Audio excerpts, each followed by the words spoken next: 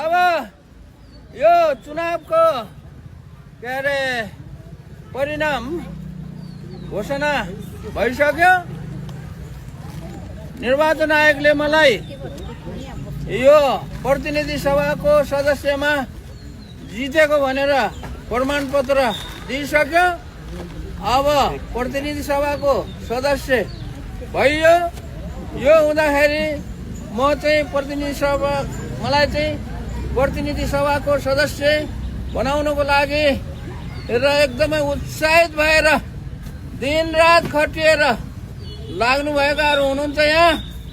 अनि चाहिँ सबैलाई चाहिँ म चाहिँ धन्यवाद दिन चाहन्छु। मतदान गर्ने सम्पूर्ण मतदाताहरूलाई गाउँमा छन् जो अहिले कोही चाहिँ कता पुगिसक्यो होलान्।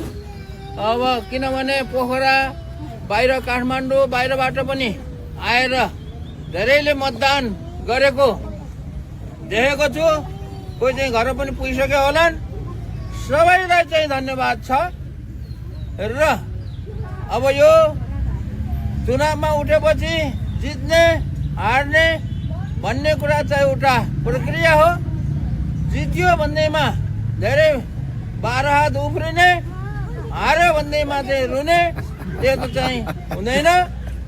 र म चाहिँ फेरि के छु भने जस्तो सुकै परिस्थितिमा पनि हार हुँदाखेरि पनि जित हुँदाखेरि पनि मलाई चाहिँ केही फरक पर्दैन।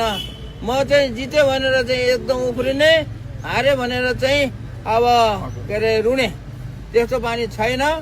त्यसैले यो चुनावमा मैले जिते पनि अब हुन त अब कतिपय उम्मेदवारहरूले जितेपछि विजय र्याली भन्ने मनाउ